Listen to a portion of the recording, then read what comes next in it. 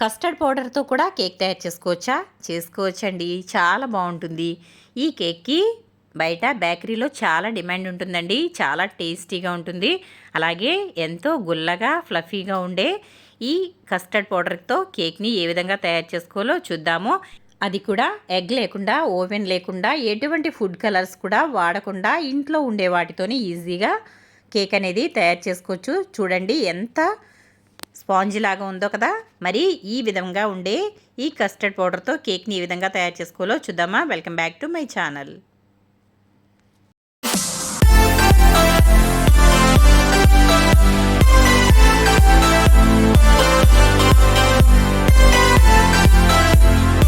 ముందుగా నేనైతే ఇక్కడ ఒక బౌల్ అయితే తీసేసుకున్నాను. ఇందులో టూటీ ఫ్రూటీస్ అయితే వేసుకుంటున్నానండి. టూటీ ఫ్రూటీలు నా దగ్గర అయితే ఈ కలర్ ఉన్నాయి కాబట్టి నేనైతే రెడ్ కలర్వి వేసుకుంటున్నాను. మీ దగ్గర ఇంకా కలర్స్ ఉన్నా కూడా వేసుకోవచ్చు. ఈ విధంగా టూటీ ఫ్రూటీలు వేసుకున్న తర్వాత ఇందులో ఒక స్పూన్ అయితే మైదా పిండి వేస్తున్నానండి.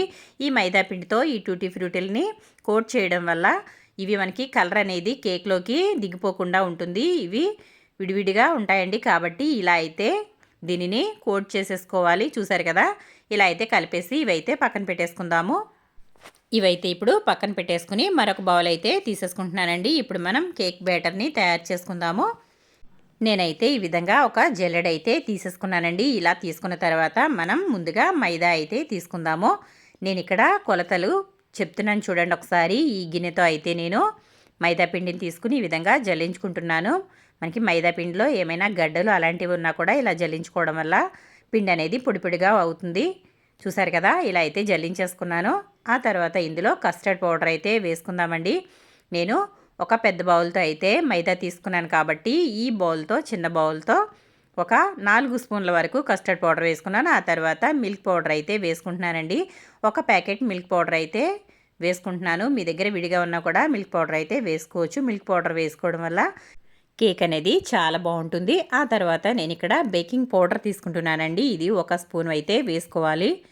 ఈ బేకింగ్ పౌడర్ వేసుకోవడం వల్ల కేక్ అనేది చాలా ఫ్లఫీగా వస్తుంది కాబట్టి నేనైతే ఇది వేసుకున్నాను. ఆ తర్వాత కార్న్ఫ్లోర్ వేసుకుంటున్నానండి. ఒక స్పూన్ కార్న్ఫ్లోర్ వేసాను. అలాగే ఒక పావు స్పూన్ వరకు ఇది తినే సోడా వేస్తున్నానండి.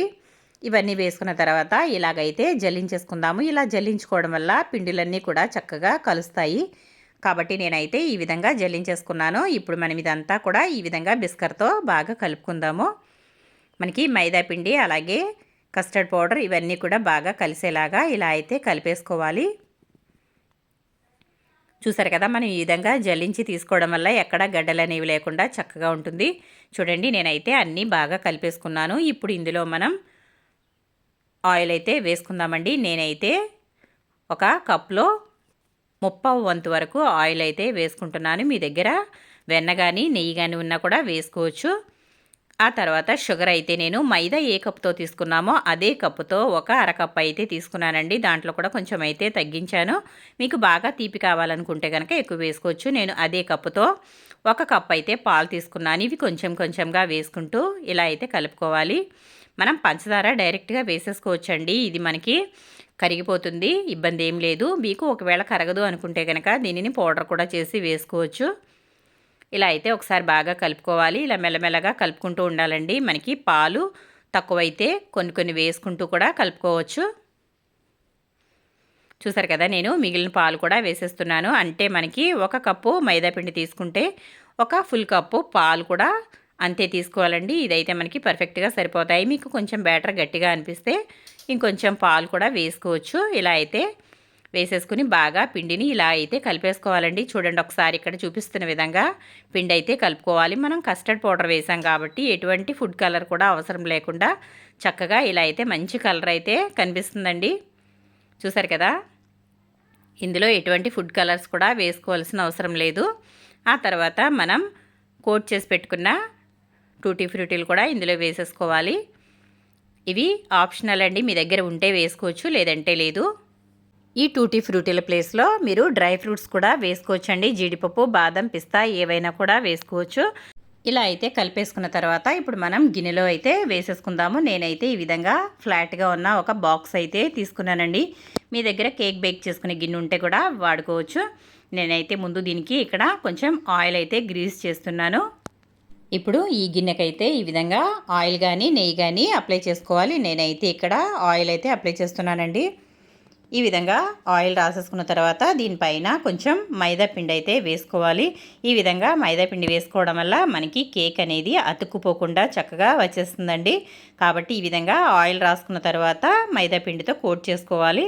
ఇలా చేసుకున్న తర్వాత మిగిలిన పిండి అయితే ఒక గిన్నెలోకి అయితే తీసేసుకుందాము. చూసారు కదా, ఇందులో ఏమాత్రం పిండి అనేది ఉండకూడదు. ఆ తర్వాత బటర్ పేపర్ అయితే వేసుకుంటున్నాను. ఈ బటర్ పేపర్ వేసుకున్న తర్వాత దీనిపైన కూడా కొంచెం ఆయిల్ అయితే అప్లై చేసుకోవాలండి. ఇలా చేసుకోవడం వల్ల కేక్ అనేది మనకి ఈజీగా వచ్చేస్తుంది. కాబట్టి ఇది కంపల్సరీగా వేసుకోవాలి. మీ దగ్గర ఒకవేళ బటర్ పేపర్ లేకపోతే పిండి అయినా వేసుకుని కూడా తయారు చేసుకోవచ్చు. చూసారు కదా, నేనైతే ఈ పైన ఆయిల్ వేసిన తర్వాత మనం తయారు చేసి పెట్టుకున్న పిండి ఉంది కదా, ఇది ఒకసారి బాగా కలిపేసుకుందాము. చూసారు కదా, మనం కలిపినప్పుడు కన్నా పిండి అయితే ఇప్పుడు కొంచెం పొంగిందండి. అంటే మనం బేకింగ్ పౌడర్ వేసాం కాబట్టి పిండి అయితే చక్కగా పైకి పొంగిపోయింది. ఇప్పుడైతే మనం ఇందులో కొంచెం వెనీలా ఎసెన్స్ అయితే వేసుకుందామండి. వెనీలా ఎసెన్స్ వేసుకోవడం వల్ల కేక్ అయితే మంచి ఫ్లేవర్ వస్తుంది. వెనీలా ఫ్లేవర్ వస్తుందండి. మీ దగ్గర ఏ ఫ్లేవర్ ఉన్నా కూడా ఎసెన్స్ అనేది కంపల్సరీగా వేసుకోవాలి. చూసారు కదా, నేనైతే ఇలా వేసుకున్న తర్వాత ఇదంతా కూడా బాగా కలిపేసుకోవాలి. మనకి ఎసెన్స్ అంతా కూడా బాగా కలిసేలాగా కలిపేసుకోవాలి. ఈ విధంగా కలిపేసుకున్న తర్వాత మనం తయారు చేసి పెట్టుకున్న గిన్నె ఉంది కదండి, ఆ గిన్నెలో అయితే ఇదంతా వేసేసుకుందాము. ఇప్పుడు ఈ మిశ్రమం అంతా కూడా ఇందులో వేసుకుందాము. ఎప్పుడైనా సరే కేక్ తయారు చేసుకునేటప్పుడు మనకి 2 వంతుల వరకు మాత్రమే, అంటే సగం వరకు మాత్రమే వేసుకోవాలండి. ఇలా వేసుకోవడం వల్ల మనకి కేక్ అనేది పైకి పొంగుతుంది. కాబట్టి నిండా వేసుకోకుండా ఈ విధంగా అయితే వేసుకోవాలి. నేను ఇక్కడ సగం వరకు అయితే వేసాను. మిగిలినదైతే వేరేగా కూడా మనం బేక్ చేసుకోవచ్చు. చూసారు కదా, నేనైతే ఈ విధంగా సగం వేసిన తర్వాత గిన్నెను ఒకసారి ఇలా పట్టుకుని ట్యాప్ చేయాలండి. ఎందుకంటే ఎక్కడైనా ఎయిర్ బబుల్స్ ఉన్నట్లయితే అవి చక్కగా మూసుకుపోయి చక్కగా కేక్ అయితే రెడీ అయిపోతుంది. ఆ తర్వాత పైన కొంచెం టూటీ ఫ్రూటీలు అయితే వేసేసుకుందాము.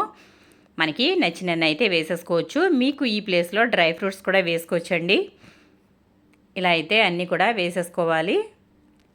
ఈ విధంగా టూటీ ఫ్రూటీలు వేసుకోవడం వల్ల మంచి కలర్ఫుల్గా అయితే కనిపిస్తుందండి కేక్. కాబట్టి ఈ విధంగా అయితే నేను డ్రై ఫ్రూట్స్ అయితే వేసేసాను. ఇలా వేసుకున్న తర్వాత మనం కేక్ అయితే బేక్ చేసేసుకుందాం. ఇప్పుడు నేనైతే స్టవ్ మీద చేస్తున్నానండి. మీ దగ్గర ఓవెన్ ఉంటే కనుక ఓవెన్లో కూడా తయారు చేసుకోవచ్చు.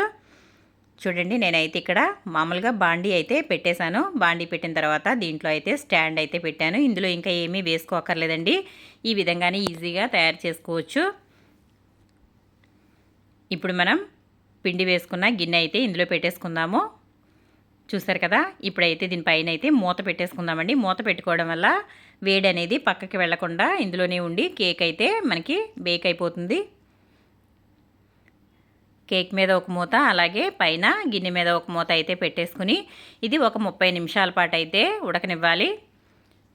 30 నిమిషాల తర్వాత అయితే చూద్దామండి. మళ్ళీ ఇలా అయితే ఓపెన్ ఎక్కడా లేకుండా మూత అయితే పెట్టేసుకోవాలి. ఆ తర్వాత ఒక 30 నిమిషాల తర్వాత అయితే ఒకసారి చూద్దాము.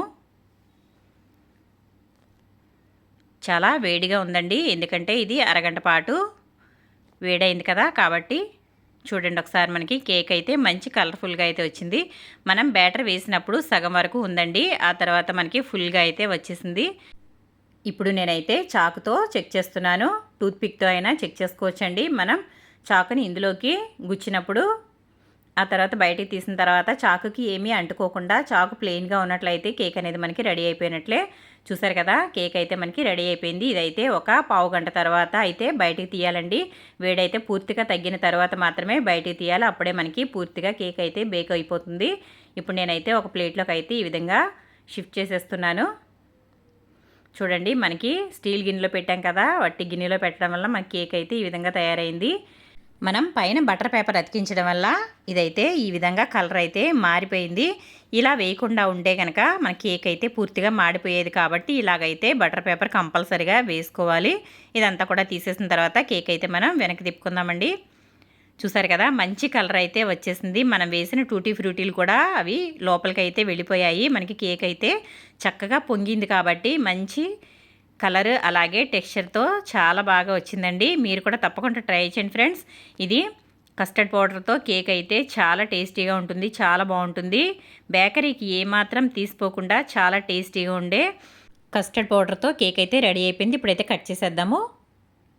కేక్ అయితే మంచి షేప్లో అయితే వచ్చిందండి. అలాగే మంచి కలర్ఫుల్గా కూడా ఉంది. కట్ చేస్తుంటే చాలా దూదిలా ఉందండి. అలాగే టేస్ట్ కూడా చాలా బాగుంటుంది. మీరు కూడా తప్పకుండా ట్రై చేయండి ఫ్రెండ్స్. ఇప్పుడు ఈ విధంగా కట్ చేసుకున్న తర్వాత ఒక పీస్ అయితే బయటికి తెద్దాము. ఈజీగా ఎగ్ లేకుండా, ఓవెన్ లేకుండా మన ఇంట్లో ఉండే వాటితోనే కేక్ అయితే తయారు చేసుకోవచ్చు. మరి వీడియో కనుక నచ్చితే లైక్ చేయండి, షేర్ చేయండి, సబ్స్క్రైబ్ చేయండి.